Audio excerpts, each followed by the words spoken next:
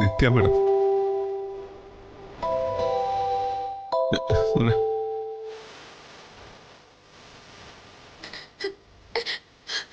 അമ്മേ, നിങ്ങൾ എവിടെയാ അമ്മേ?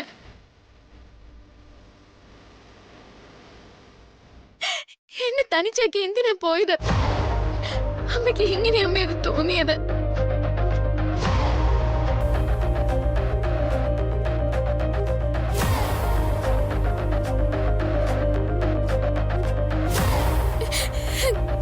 എനിക്ക് നിന്നോട് സംസാരിക്കാൻ താല്പര്യമില്ല. ഞാൻ പോകുന്നതിന്റെ കാരണം എന്താണെന്ന് നിനക്ക് നന്നായി അറിയാലോ. ഞാൻ ഇനി തിരിച്ചു വരില്ല. അപ്പോ എന്നെ എനിക്ക് കാണണ്ടേ അമ്മയ്ക്ക്? ഞാൻ ചത്തുപോയാൽ അമ്മയ്ക്ക് കുഴപ്പമില്ലേ? വേറെ ആരെങ്കിലും എന്റെ അടുത്തൊന്ന് പോയാലും എനിക്ക് പിടിച്ചു നിൽക്കാൻ സാധിക്കും. അമ്മയുടെ കാര്യത്തിൽ എനിക്ക് പറ്റില്ല. അമ്മ അമ്മ എവിടെയാ അമ്മ? എനിക്ക് അമ്മയെ കണ്ടേ പറ്റൂ. നീ വിവാഹത്തിന് സമ്മതിക്കാതെ ഞാൻ തിരിച്ചു വരില്ല. ഇനി നിന്റെ ഭാരം ചുമക്കാൻ എനിക്ക് പറ്റില്ല. ഇതെന്റെ തീരുമാനമാണ്. മറുപടി ഒന്നുമില്ലെങ്കിൽ നീ ഫോൺ വെക്ക. എന്നെ തിരക്കണ്ട, എന്നെ വിളിക്കുകയും വേണ്ട. അമ്മ അമ്മ എന്റെ അടുത്തേക്ക് തിരിച്ചെത്താൻ വേണ്ടി എന്തും ഞാൻ സമ്മതിക്കാം. ഞാൻ വിവാഹത്തിന് സമ്മതിക്കാം അമ്മ. അമ്മ വരില്ല എന്റെ അടുത്തേക്ക്. നിന്റെ വാക്ക് സത്യമാണെങ്കിൽ ഞാൻ തിരിച്ചു വരാം. ഇപ്പൊ വരുമോ? ഞങ്ങൾ ഇപ്പോ കുറെ ദൂരെ എത്തിക്കഴിഞ്ഞു.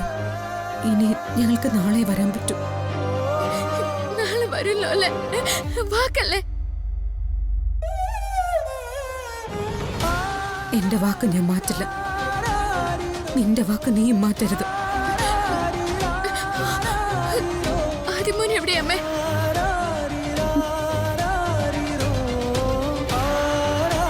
അവന് ഇപ്പൊ എന്റെ അടുത്തില്ല. നീ ഫോൺ വെച്ചേ.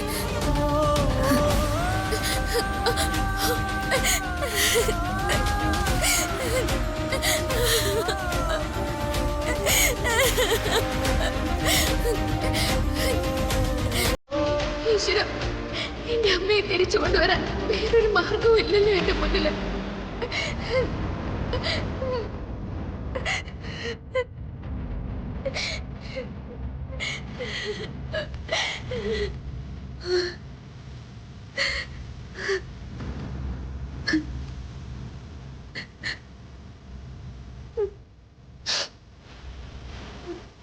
നിത്യേച്ചി സമ്മതിച്ചോണേ?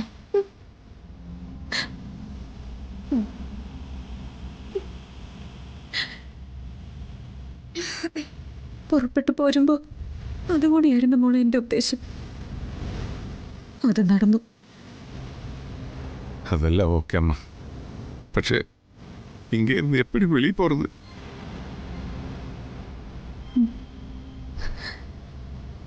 ഓണം ശരവണ, എങ്ങനെയെങ്കിലും അവന്റെ കണ്ണ് വെട്ടിച്ചേ പറ്റൂ. ഇപ്പോഴെങ്കിലും അവനെ നേരിടാൻ പറ്റിയില്ലെങ്കിൽ നമ്മളൊക്കെ കൂട്ടത്തോടെ ചാവേണ്ടി വരും.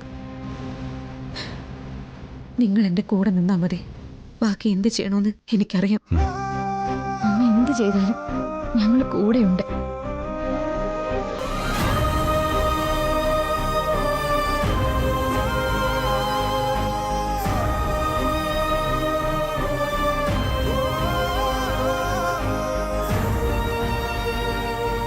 അമ്മ, അവർക്ക് ஒரு ஜீவன் எடுக்கணுமெങ്കിൽ ஏன் ஜீவன் எடுக்கட்டும்?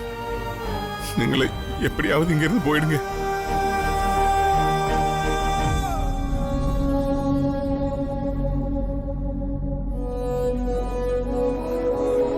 ആരെയും അവൻ കൊല്ലില്ല. അതിന് നമ്മൾ സമ്മതിക്കില്ല. അവൻ തിരിച്ചു വരട്ടെ.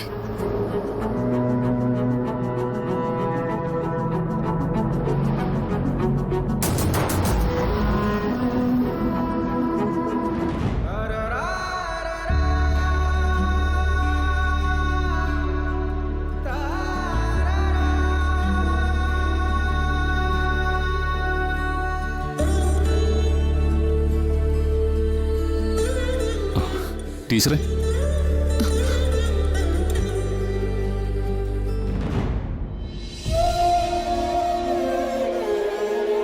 ഒന്നും കഴിച്ചില്ലല്ലോ. കഴിക്കണമെങ്കിൽ വിശക്കണ്ടേ? ടീച്ചർ ഇത് കഴിക്ക. വേണ്ട. എടോ, നമുക്ക് നല്ല ഫ്രണ്ട്സ് ആവാം, സന്തോഷവും സങ്കടമൊക്കെ പങ്കുവയ്ക്കാന്നൊക്കെ പറഞ്ഞത് മറന്നോ? ഈ സന്തോഷം പങ്കുവയ്ക്കാൻ ഒരുപാട് പേരുണ്ടാവും. ഈ സങ്കടം വീതിച്ചു കൊടുക്കാനാ ആളെ കിട്ടാൻ പാട്. സുജാത ആന്റിയും ബാക്കിയുള്ളവർ ഇവിടുന്ന് പോയപ്പോ ഒറ്റയ്ക്കായി പോയെന്ന് എനിക്ക് തോന്നുന്നുണ്ടാവും. പക്ഷേ തന്നെ ഒറ്റയ്ക്കാക്കാൻ എനിക്ക് വയ്യ.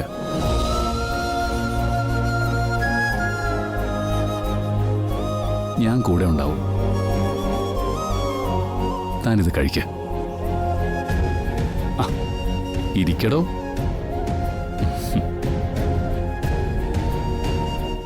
ഇത് കഴിക്ക. കഴിക്ക്.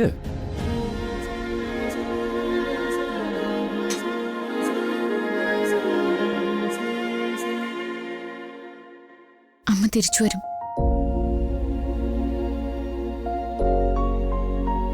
അമ്മയെ ഞാൻ വിളിച്ചു. ഞാൻ പറഞ്ഞില്ലേ, ഇതൊക്കെ താൻ വെറുതെ ഓരോന്ന് പറഞ്ഞ് പേടിച്ചാണെന്ന്. അമ്മ വരുന്നത് എന്റെ കല്യാണം നടത്താനാ. അമ്മ തിരിച്ചു വരാൻ വേറെ മാർഗമൊന്നുമില്ല. ഞാൻ വിവാഹത്തിന് സമ്മതിച്ചു. സത്യം?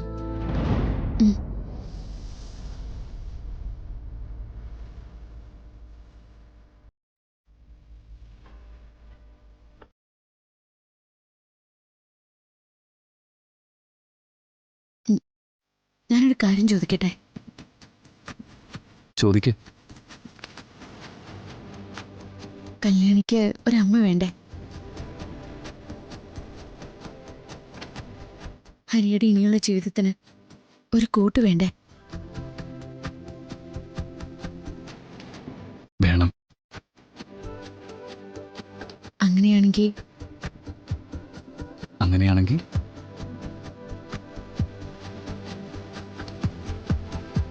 അങ്ങനെയാണെങ്കിൽ വീണയെ ജീവിതത്തിലേക്ക് തിരിച്ചു വിളിച്ചൂടെ?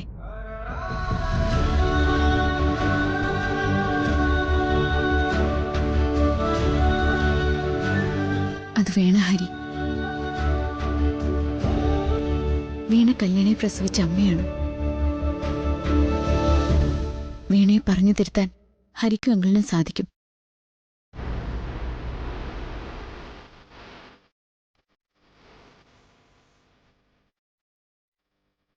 ഹരിയെപ്പോലുള്ള ഒരാളുടെ കൂടെ ജീവിക്കാൻ വീണ പുണ്യം ചെയ്യണം.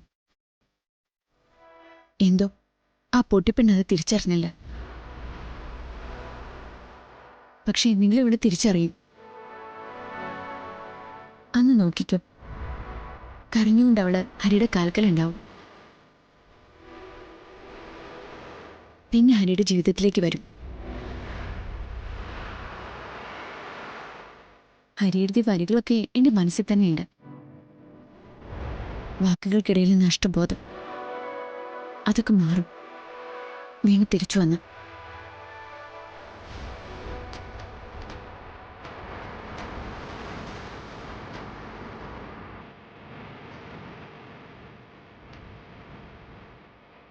താൻ കഴിക്ക.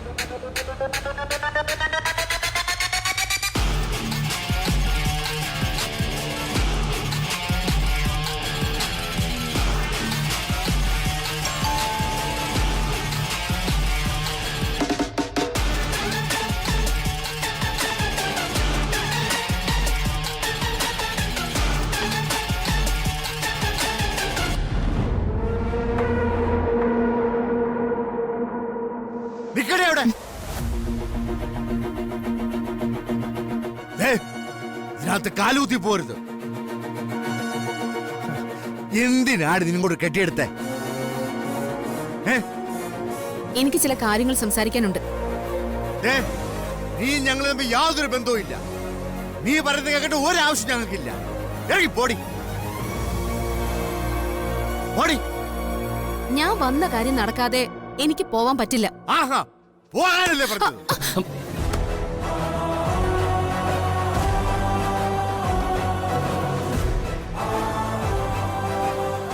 അമ്മാവ വീട്ടിൽ വന്ന് കയറുന്നവരോട് ഇങ്ങനെയാണോ അമ്മാവ പെരുമാറുന്നത്? നമുക്കിഷ്ടമില്ലാത്തവര് നമ്മുടെ വീട് തേടി വന്ന വീട്ടിനകത്തേക്ക് കയറരുതെന്ന് പറയാം, പക്ഷെ ഉപദ്രവിക്കാൻ പാടില്ല. പിന്നെ ഇവിടെ എന്താ ചെയ്യേണ്ടത്? നമ്മളിവിടെ സമാധാനമായിട്ട് ജീവിക്കുകയല്ലേ? അത് തകർക്കാൻ വേണ്ടി ഇവിടെ തന്നെ വീണ്ടും കയറി വരുന്നേ? അമ്മാവ് വീട്ടുമ്മർത്ത് എത്രയോ പേര് വരുന്നുണ്ട്, സംഭാവന വാങ്ങാനും കൈ നീട്ടാനും ഒക്കെ. എന്തെങ്കിലും കൊടുക്കണമെന്ന് തോന്നിയാൽ കൊടുക്കണം, അല്ലെങ്കിൽ ആ ഗേറ്റ് അങ്ങ് അടച്ചേക്കണം. അതാണ് മര്യാദ. അമ്മാവ് വന്നേ. അങ്ങനെ പോവാൻ വരട്ടെ. എനിക്ക് വേണ്ടപ്പെട്ട ചില കാര്യങ്ങള് ഈ വീടിനകത്തുണ്ട്. നിങ്ങളൊക്കെ എത്ര നിഷേധിച്ചാലും എന്റെ അവകാശം തന്നെയാ. എന്താ അവകാശമാണ് നിനക്കുള്ളത്? ഇത്തിരില്ലാത്ത കുഞ്ഞിനെ വലിച്ചടിച്ചു പോയിട്ട് ഇപ്പൊ നീ അവകാശം പറയാൻ വന്നേക്കുന്നു. ഏയ്, ഞാൻ ഇയാളുടെ മകളെ കൊണ്ടുപോകണമെന്നല്ല പറഞ്ഞത്. അവളെനിക്ക് വേണ്ട. എനിക്ക് ഭാരമാകുന്ന കാര്യത്തെ ഞാനെന്തിനാ ജീവിതത്തിൽ സ്വീകരിക്കുന്നേ? പിന്നെ നിനക്ക് എന്താ വേണ്ടത്? അവളുടെ ബർത്ത് സർട്ടിഫിക്കറ്റ്. അതിൽ അമ്മയുടെ പേര് എന്റേതാ. ആ ബർത്ത് സർട്ടിഫിക്കറ്റ് എനിക്ക് വേണം. പിന്നെ ഹോസ്പിറ്റലിൽ നിന്ന് ജനനസമയത്ത് തന്ന മറ്റു രേഖകളും. കല്യാണി മോളുടെ ബർത്ത് സർട്ടിഫിക്കറ്റ് നിനക്കെന്തിനാ? എനിക്കൊരു മോളുണ്ടെന്ന് നിങ്ങൾക്ക് തെളിയിക്കാൻ ആ ബർത്ത് സർട്ടിഫിക്കറ്റ് മതിയാകും. പക്ഷേ എനിക്കൊരു മകളെ ഇല്ലാന്ന് തെളിയിക്കാൻ ആ സർട്ടിഫിക്കറ്റ് എന്റെ കയ്യിൽ വേണം. പോയെടുത്തോണ്ട് വാ. അതൊന്നും ഇവിടെ ഇല്ല. എവിടെ പോയി? സ്വന്തം മകളെ പോലെ അവളെ വളർത്തുന്ന ഒരാള് അവളുടെ ബർത്ത് സർട്ടിഫിക്കറ്റ് കളയില്ലല്ലോ. ഈ വീട് മരത്തിനിടയിൽ ആൾക്ക് നഷ്ടപ്പെട്ടു. നഷ്ടപ്പെട്ടതോ അതോ നഷ്ടപ്പെടുത്തിയതോ? ഒരു സ്കൂളിലെ മുഖ്യാതിഥിയായി വന്ന എന്നെ നിങ്ങൾ ചെരുപ്പെടുത്തെറിഞ്ഞു. നാളെ വീണ് ഇതിനേക്കാൾ വളരും, ഇതിനേക്കാൾ വലിയ സ്വീകരണങ്ങളിൽ പങ്കെടുക്കും. അവിടെ വീണയുടെ മഹത്വം ആഘോഷിക്കുന്നവരുടെ മുന്നില് ഇവളൊരു കുഞ്ഞിന്റെ അമ്മയാണെന്ന് പറഞ്ഞ് നിങ്ങൾ വരും. വരില്ല. അതെനിക്ക് അത്ര ഉറപ്പ് പോരാ. അതുകൊണ്ടാ ഞാൻ ആ സർട്ടിഫിക്കറ്റ് തിരിച്ചു വയ്ക്കുന്നത്. അത് കിട്ടാതെ ഞാൻ പോവില്ല. കിട്ടാതെ പോകാൻ ഉദ്ദേശമില്ലെങ്കിലേ ഒരു കാര്യം ചെയ്യ്, ഇവിടെ ഇറങ്ങി അപ്പുറത്തെ പറമ്പിൽ പോയി നിൽക്ക്. എന്റെ പറമ്പിൽ എനിക്ക് ഇഷ്ടമില്ലാത്തവർ നിന്നാലേ ആരാണെങ്കിലും അവരുടെ കാല് ഞാൻ വെട്ടും. ഇറങ്ങടി. നിന്നെ സംരക്ഷിക്കാൻ ചുറ്റും ആളുകൾ നിൽക്കുന്നത് ഞാൻ ആ സ്കൂളിൽ വെച്ച് കണ്ടു. നീ പറഞ്ഞത് ശരിയാ. എല്ലാം മറക്കാൻ ശേഷിയുള്ള നിനക്ക് ഇതിനേക്കാൾ ഒരുപാട് ഉയരത്തിലെത്താൻ പറ്റും. പക്ഷെ ഈ നിൽക്കുന്ന എന്റെ അമ്മാവനെയും കുഞ്ഞിനെയും സംരക്ഷിക്കാൻ എനിക്കൊരാളുടെ സമ്മതം ആവശ്യമില്ല. കരുതിക്കൂട്ടി ബുദ്ധിമുട്ടിക്കാനാണ് ഉദ്ദേശമെങ്കിൽ നീ ഇന്ന് വരെ കണ്ടിട്ടില്ലാത്തൊരു ഹരിയെ ഇനി അങ്ങോട്ട് കാണേണ്ടി വരും.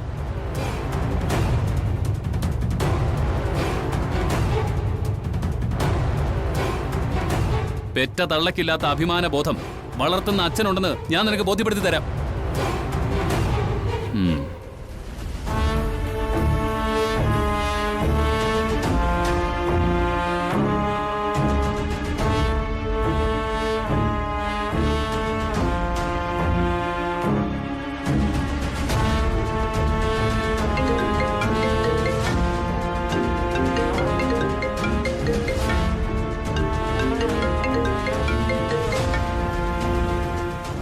Hello gene Paul. സർ, ഞാൻ അങ്ങോട്ട് വിളിക്കാനിരിക്കായിരുന്നു. I don't take such lies.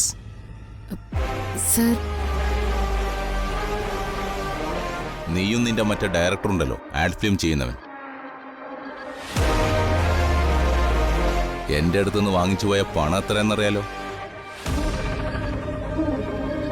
പറഞ്ഞ അവധികൾ പലതും കഴിഞ്ഞു. നിന്റെ ആ ഡയറക്ടറെ ഞാൻ വിളിച്ചിരുന്നു. അവൻ ഫോൺ സ്വിച്ച് ഓഫ് ചെയ്ത് വെച്ച് ഗോവയ്ക്ക് ട്രിപ്പ് പോയിരിക്കുക. ആളുകളുടെ കൺവെട്ടത്തുള്ളത് നീയാണല്ലോ.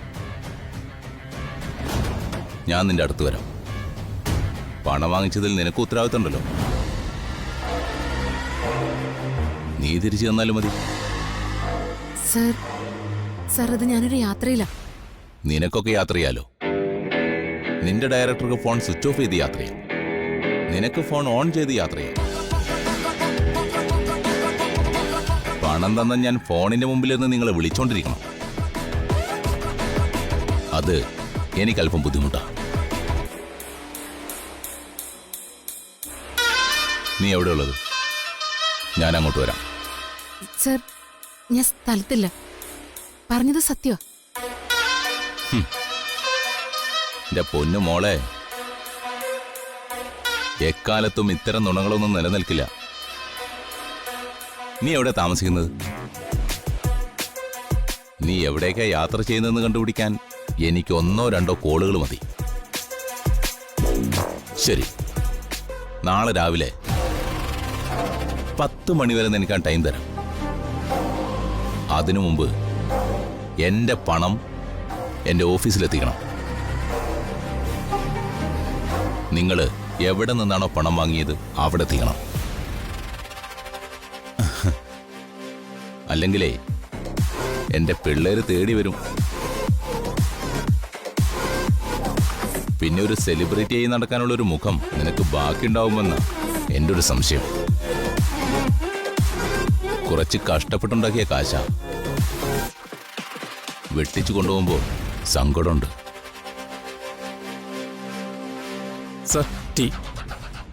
അഥവാ അങ്ങനെ ഒരുത്തൻ വെട്ടിച്ച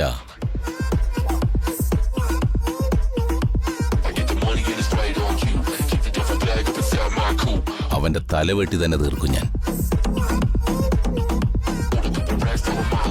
കേട്ടോ മോളെ? എന്നാ ശരി. റെഡി?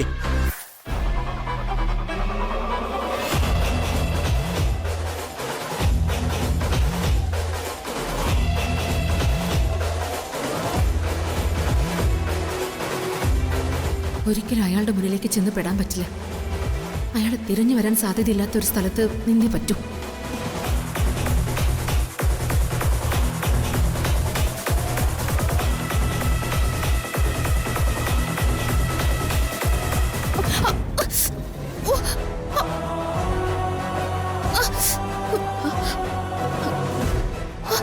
വീണ, എന്തുപറ്റി?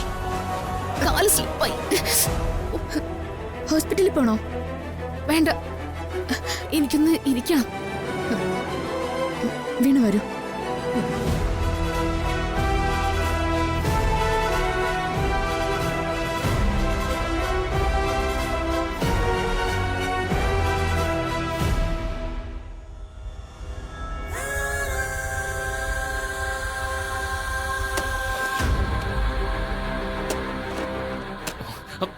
ഇതെന്തിനാ ഇവിടെ ഇങ്ങോട്ട് കൊണ്ടുവന്നത്? ആ മോളെ, ഞങ്ങൾ ഇവിടെ ആട്ടിയിറക്കി വിട്ടതാ. ഇനി ഇവിടെ ഈ വീട്ടിൽ കയറ്റാൻ പറ്റില്ല. വീണ കാല് തന്നെയൊന്ന് വീണു. അതിന് നല്ല വേദനയുണ്ട്. ഈ നേരത്ത് എതിർപ്പൊന്നും പറയരുത്.